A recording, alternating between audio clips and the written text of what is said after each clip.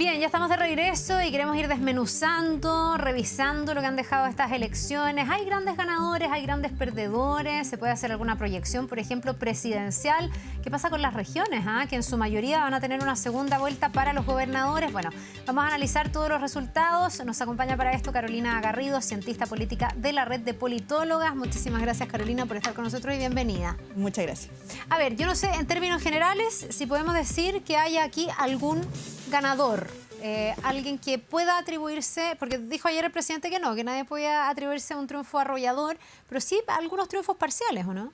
Sí, bueno, las elecciones en general, más que ganarse, también se explican. Claro. Entonces, dependiendo de los indicadores que uno mire, hay ganadores y perdedores desde ese punto de vista. Yo creo que ayer pasó algo que era más o menos evidente, y es que dada el contexto bien adverso para la derecha de las elecciones del 2021, era muy probable que en estas elecciones creciera y recuperara espacio territorial que había perdido y el que históricamente había liderado.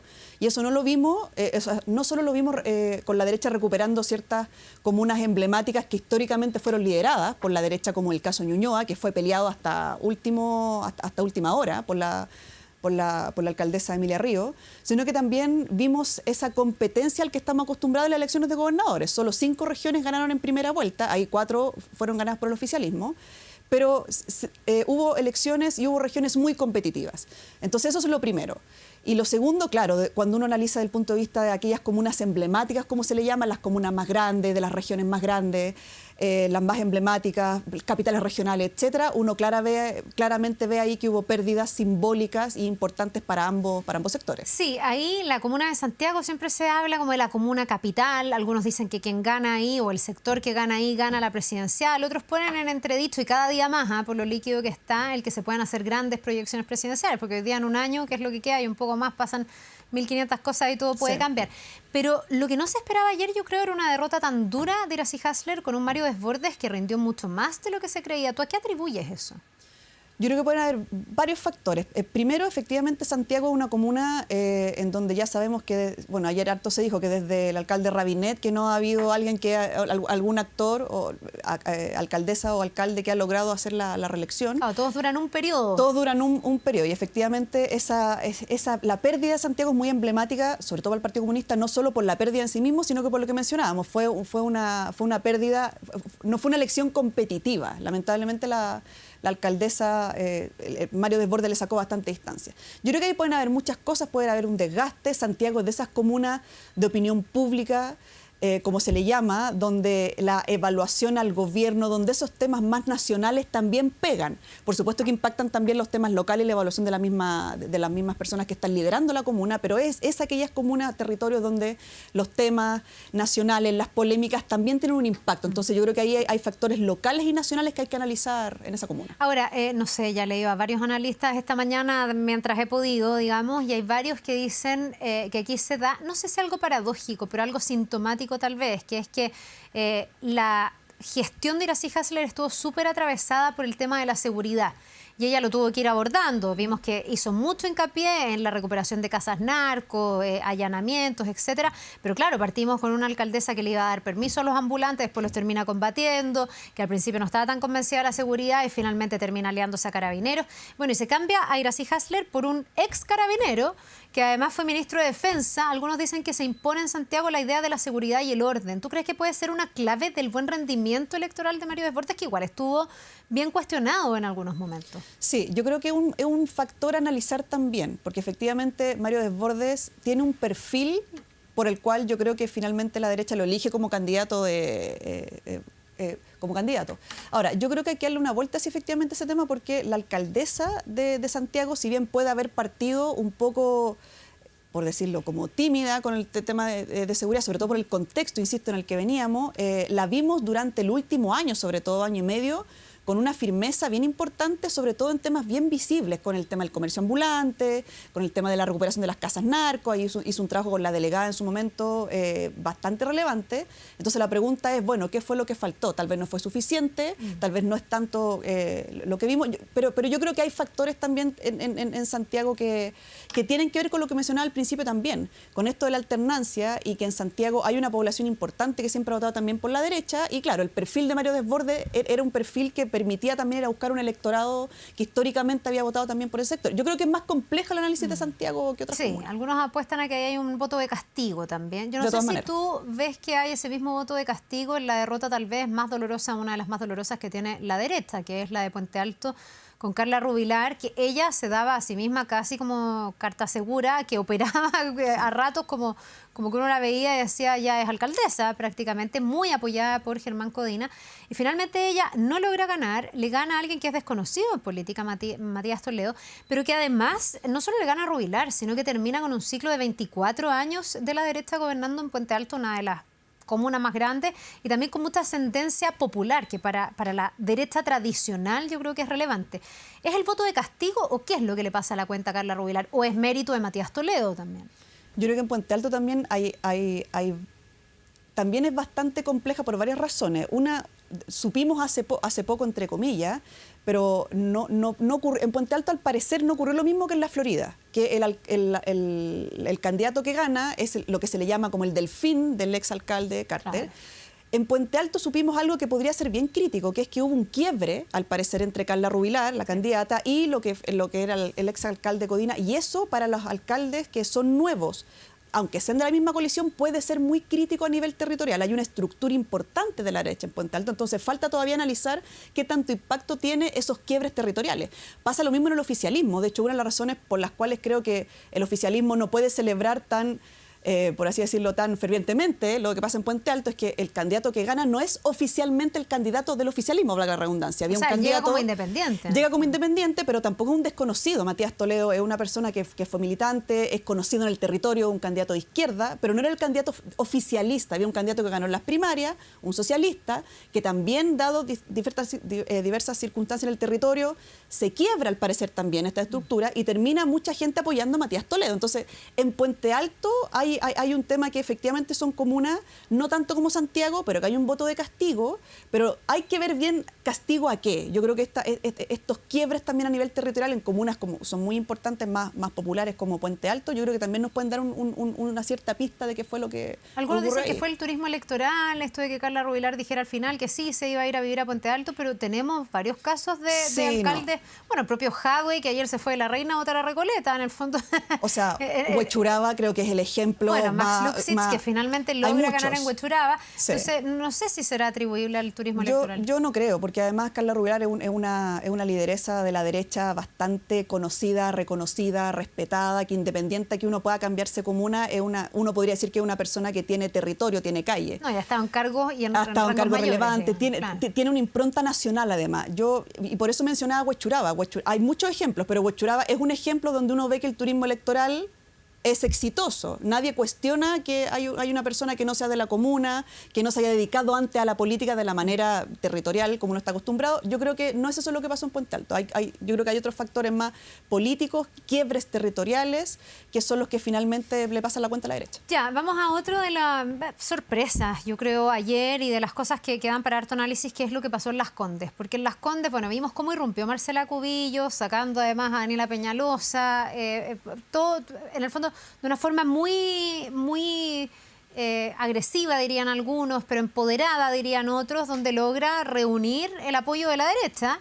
Y finalmente termina perdiendo frente a Catalina San Martín, que era militante Evópoli, pero que va como independiente, y a la que Evópoli, y ella lo dejó súper claro ayer, no apoyó cuando vino todo el escándalo de Marcela Cubillos, porque dejó en libertad de acción a sus militantes. ¿Es un castigo a Marcela Cubillos? ¿Tú crees que ahí lo que ocurrió es que esto del sueldo de 17 millones en la San Sebastián, la forma en que ella reaccionó a eso, le pasó la cuenta? De todas maneras, yo me atrevería a decir que hubo una mala lectura de Marcela Cubillos y de su entorno probablemente. Y aquí yo creo que ocurrieron varias cosas que también creo que es una de las comunas muy interesantes a analizar.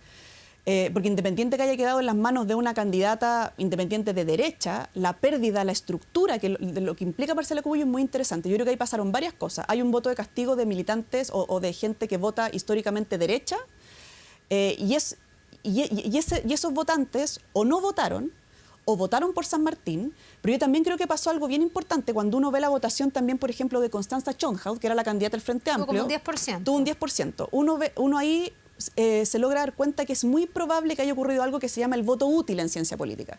Yo no descartaría que votantes más ligados al centro o a la centroizquierda, en vez de votar por la candidata del Frente Amplio, ven en San Martín una candidata que es posible, que tiene posibilidades de ganar. Constanza Chonja tal vez no, para castigar a Cubillos. Exacto. Yo escuché mucha gente, amigos, gente de derecha o familiares que uno tiene, que no, San Martín. Conozco gente, y por eso digo que es una hipótesis, porque el entorno de uno no dice nada, pero cuando uno escucha analistas, entorno, yo creo que también hubo un poquito de eso, de ese votante de izquierda, o ese votante de centro izquierda, o es la gente que no votaba.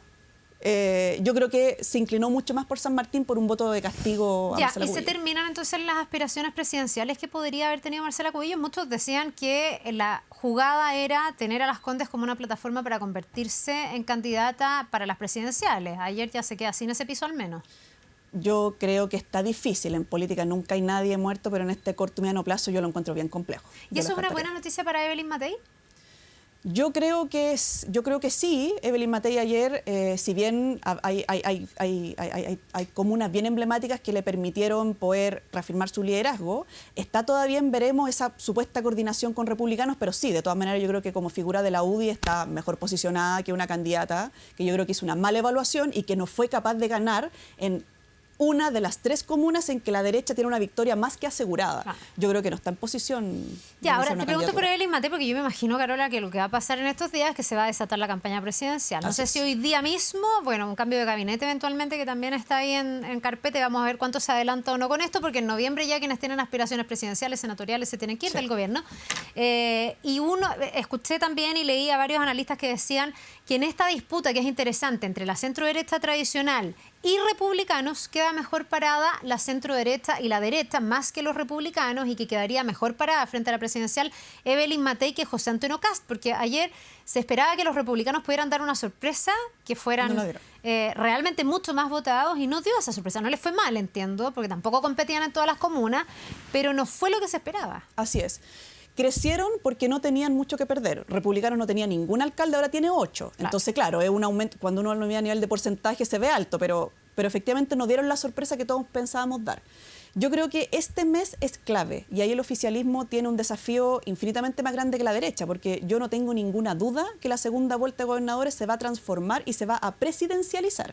Y ahí la derecha corre con cierta ventaja, tiene 2 candidaturas, pero también tiene el desafío de ponerse de acuerdo. Yo también ayer discutíamos esto, que estábamos aquí también en TVN en un panel, sobre que primero se da por hecho de que Republicanos y Chile Vamos se va a unir y van a ganar la segunda vuelta de las elecciones. No, en algunas regiones compiten y en otras por algo también van separados. Entonces también, ojo con eso.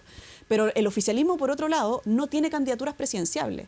Y yo no tengo duda que en este mes, como se va a presidencializar la elección de gobernadores, y ahí también, si Claudio Rego, por ejemplo, gana la región metropolitana, uno ahí tendría, y dependiendo cómo lo gana, uno también podría decir, bueno, se perdió Santiago, pero mira, se ganó la región. Entonces, me parece que este mes es muy crítico. Creo efectivamente que la derecha tiene un pasito más adelante, pero está por verse también cómo se coordinan republicanos con la coalición de derecha. Por algo no lo han hecho hasta ahora, yo no lo daría por hecho. Y aunque se coordinaran, hace mucho tiempo que esa coordinación política tampoco es 100% traspasable a los electores, a la gente que está mirando a esos líderes. Entonces, yo creo que falta un poquito. Ya te voy a preguntar por las gobernaciones, sobre todo por la metropolitana, que se ve entretenida de cara a la segunda vuelta, pero ya que estamos hablando de la presidencial y de las eventuales cartas, tú dices el oficialismo no tiene carta presidenciable, pero yo pienso que ayer Tomás Bodanovich queda en la pole position probablemente como el primer eventual candidato presidencial. Él dice que no, pero me imagino que va a venir una fuerte presión sobre él, porque ayer arrasa en Maipú, que es una de las comunas más grandes, de las más relevantes. Lo hace de manera muy contundente, Bodanovich. Yo sí, efectivamente, pero yo en general tendría como mucha duda porque no sabemos cómo la ciudadanía puede tomar el que un alcalde recién electo renuncie para ser candidato presidencial. Que sería el gran costo que tendría, pero él tendría que renunciar. Sí. No estoy segura. Porque Jadwe no renunció. O sea, Jadwe compitió y después siguió siendo alcalde. Claro, pero no pasó nada. sí, voy a refrasearlo. Es que no tiene que ver solo con una renuncia legal. El dedicarse a una candidatura presidencial... Es como la señal hacia su votante. Claro, es una señal y obviamente dejas de lado lo que es tu trabajo municipal. Entonces, yo creo que, bueno, si quería ser candidato presidencial, ¿por qué compite? Entonces, él dice que no quiere, ¿eh? Él dice que no quiere. Y ayer dijo, mi compromiso es trabajar durante los próximos 4 años por la ciudadanía en Maipú, pero yo me imagino que desde el Frente Amplio empezarán a mirar los números y dirán, pucha, aquí, ¿quién está primero? Bodanovich, ¿o no? Más allá de sus propias pretensiones y de su propia voluntad, ¿es hoy día la mejor carta o no? ¿El mejor posicionado? Puede ser. Yo no estoy tan segura porque seguimos analizando, efectivamente, una cosa, lo que diga la encuesta, la evaluación positiva. Yo no tengo duda que Tomás Bodanovich hoy día es de las figuras emblemáticas del Frente Amplio. De ahí a que dé un salto a la elección presidencial, lo encuentro complejo. Ahora, claro, efectivamente, como no tenemos con qué comparar, es una de las figuras más emblemáticas, pero yo tendría mucho ojo en cómo la ciudadanía ve de que una persona que acaba de ganar la elección municipal se vaya como una candidatura presidencial. Pero sí, efectivamente, uno de los mejores posiciones. Ya, yo me imagino que de las buenas y dulces triunfos, digamos, para el oficialismo, aparte del de Bodanovich, hay varios más. Está el caso de Renca, pero quiero quedarme con lo que pasa en Valparaíso y Viña. De todas maneras. Porque en Valparaíso el Frente Amplio siempre ha tenido como un bastión desde que el Frente Amplio existe, digamos, y llegó con Jorge Starp a gobernar Valparaíso. Después se salió del Frente Amplio y ahora él tenía su propia candidata que no logra rendir y no logra quedarse con el sillón municipal y finalmente lo recupera el Frente Amplio, que entiendo que es uno de los grandes triunfos. Y lo otro, el de Macarena Ripamonti. ¿Cómo lees tú esa como, no sé si hegemonía, pero esa influencia que tiene el oficialismo en la región de Valparaíso con estos dos municipios? Sí, es muy significativa. Valparaíso es una de las regiones más grandes del país. Esa es la segunda región más grande del país. Por lo tanto, es relevantísimo que el Frente Amplio particularmente y el oficialismo se haya quedado con las dos comunas más grandes y más importantes de esa región. Además, Viña del Mar, yo en ningún caso le bajaría el perfil a lo competitivo que fue la elección. También estuvimos ahí como entre Poduje y Ripamonti, como subiendo, bajando, al igual que Ñuñoa, Peñalolén y otras comunas. Porque Viña del Mar es una comuna que también históricamente ha sido gobernada por la derecha. Y la competitividad que vimos anoche es la competitividad muy normal, como yo digo, que uno podría haber visto en un contexto que no fue el 2021. Entonces a mí me parece que esa victoria competitiva dice mucho de lo que ha hecho la alcaldesa. Y claro, Valparaíso es la comuna más importante, que la haya ganado el Frente Amplio.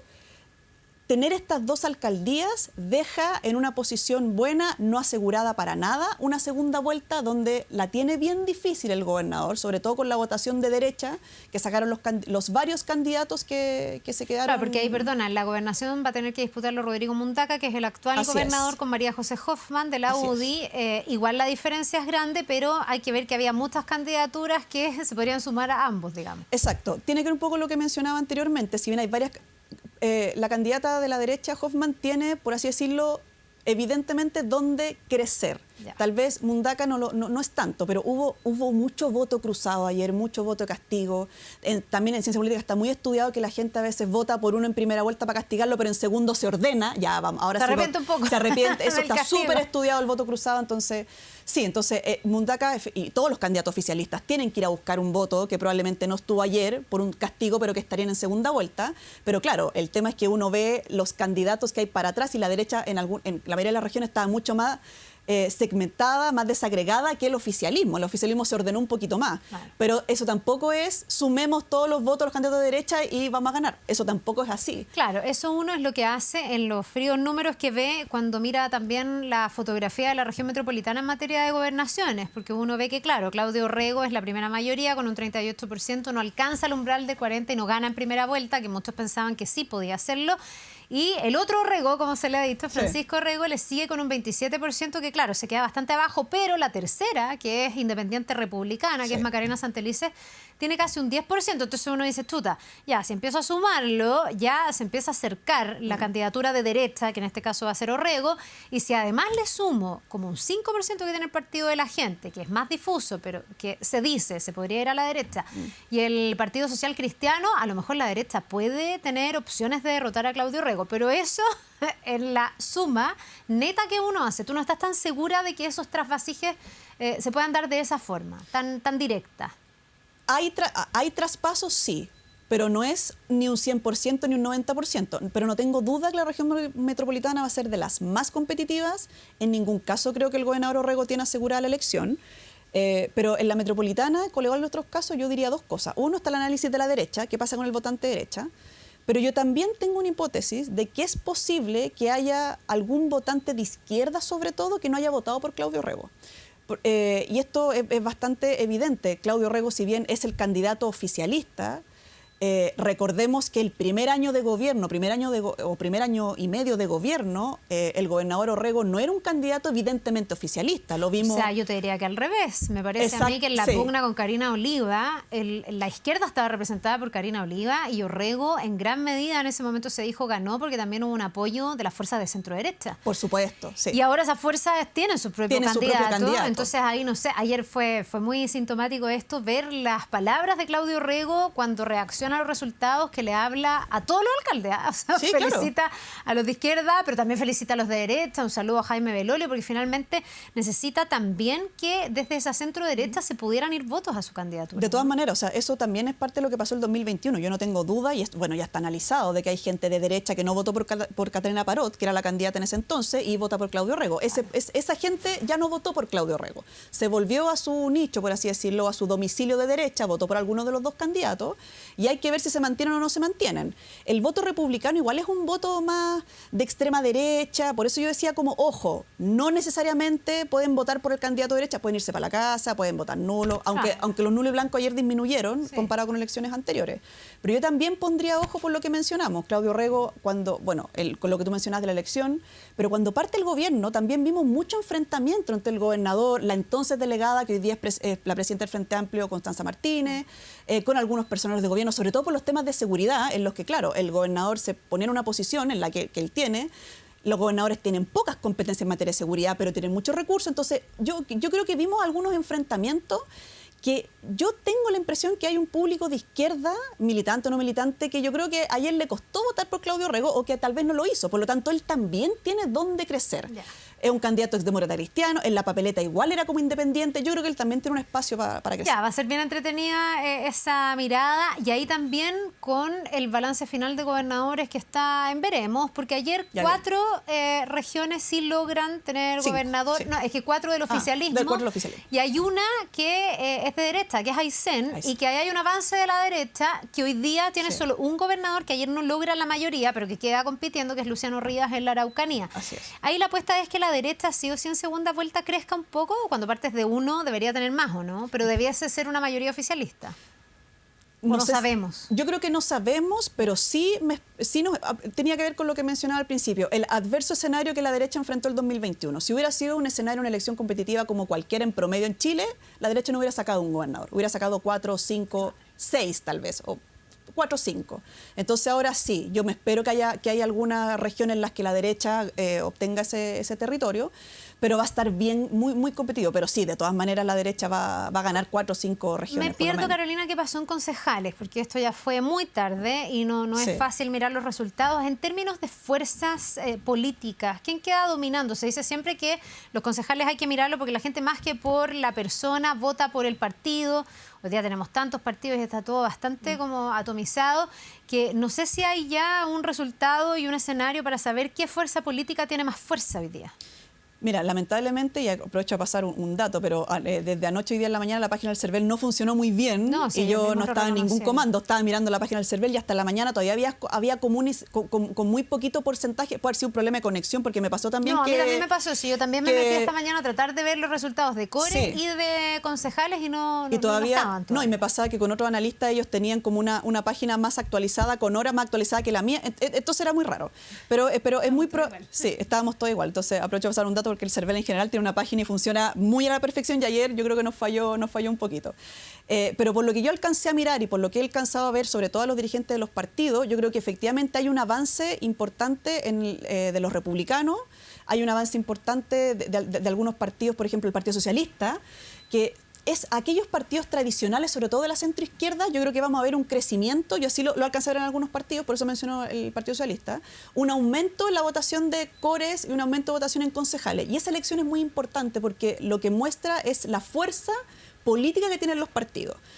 no es lo que uno ve más visible, más emblemático, una comuna, pero sí demuestra cuánta fuerza tienen. Tal vez no es tan emblemática en las comunas, pero es muy probable que estos partidos tradicionales se muestren como fuerzas políticas con avances importantes. Hay que ver cómo eso se despliega en una futura carrera presidencial. Ya, y esa sí es proyectable a la presidencial. De todas las elecciones que tuvimos ayer, ¿alguna se puede tomar como una base para llegar a aventurar un escenario, o también hoy día es difícil hacer pronósticos porque, insisto, en un año todo puede cambiar muy rápido? Estamos, o sea, en el último mes hemos tenido una cantidad de noticias, de casos, había toda una duda de cuánto iba a golpear esto las elecciones. Bueno, en un año imagínate todo lo que puede seguir pasando en este Chile acontecido. De todas maneras, pero yo creo que sí va a haber una elección que va a ser un antecedente importante, que va a ser la segunda vuelta de gobernadores, porque se va a presidencializar y gobiernan grandes territorios. O sea, el gobernador que gane la región metropolitana, Valparaíso, Biobío, va a ser clave para la figura presidencial. Entonces yo creo que esa elección sí va a marcar un antecedente que va a permitir que los partidos efectivamente, como tú dices, va a faltar tiempo, la política es muy dinámica. Yo creo que el caso Monsalve demuestra cómo se puede dar vuelta una situación en cualquier momento, pero de todas maneras la población que se gobierna es muy importante después para el trabajo territorial. Así que yo diría que esa elección, considerando además las alcaldías que se ganaron, pero la segunda vuelta de gobernadores va a ser clave para la presidencia. ¿Cómo ves tú estos resultados sobre la gestión del gobierno, del presidente y el futuro? Porque lo que le va a empezar a pasar, seguramente con más fuerza, es que va a tener que empezar a lidiar con esta idea de la carrera presidencial desatada. Se habla mucho al final de los gobiernos del pato cojo. Y por otro lado, si uno mira las imágenes de ayer, si nos quedamos con las caras, con las reacciones, uno veía que en la derecha había mucha alegría y en el Palacio de la Moneda estaban bien contenidos. Yo diría que no era un ambiente festivo, un gobierno que tal vez está preocupado, ¿no? No sé si ves que se pudiera adelantar el cambio de gabinete, si el cambio de gabinete es realmente necesario y le podría dar oxígeno, o cómo esto va a impactar en la gestión del último año de este presidente, un año y un poquito más, pero hasta las elecciones, digamos. Sí, bueno, en general cuando hay elecciones intermedias, que se le llama, como estas municipales o de gobernadores, cuando todavía está funcionando un gobierno, tienden a ser elecciones de evaluación del gobierno, como se dice. Y por eso mencionaba que era muy importante este mes la elección de gobernadores, porque el oficialismo no tuvo ahora en la elección municipal y gobernadores a una candidatura presidencial desplegada, y uno de los nombres que se menciona era el de la ministra Toa. Entonces yo creo que el oficialismo hoy día tiene que hacer esa evaluación. Si es que la ministra Toa, por ejemplo, u otro ministro o ministra va a entrar en la carrera presidencial, yo encuentro muy difícil que esa carrera sea posterior o ese despliegue sea posterior a la elección de gobernadores.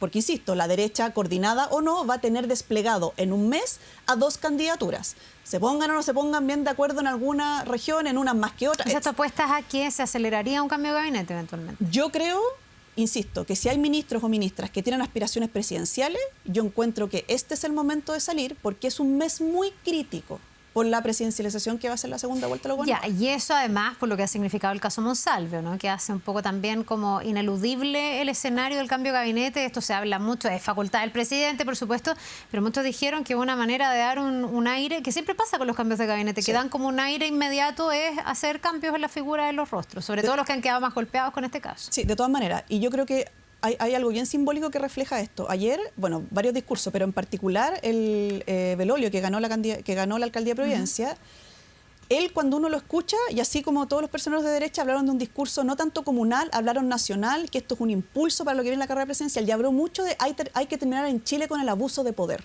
Sí. Y no mencionó, y en general usaba mucho ese concepto. Entonces yo creo que si el caso de Monsalve no había tenido un efecto importante en esta elección, lo va a tener este mes. Por eso insisto que va a ser muy crítico y de que el oficialismo no tenga una figura presidencial, no solo para darle aire al gobierno, en este caso siempre es un impulso importante, es una señal política importante, una señal para la ciudadanía, hay varias señales comunicacionales importantes, pero yo creo que el efecto más relevante es político a nivel de cómo se despliega territorialmente el oficialismo. Si no hay un líder, no hay un liderazgo en el territorio, el orden siempre va a ser mucho más difícil. Bien, pues te queremos agradecer, Carolina Garrido, cientista de la red cientista política, de la red de politólogas, por habernos ayudado a comprender un poquitito más. Será un día donde muchas cosas no las alcanzamos a analizar, así que queda mucho por delante para seguir analizando y para ver los efectos concretos que puedan tener estas elecciones. Que te vaya muy bien. Muchas gracias. Que tengas buen día.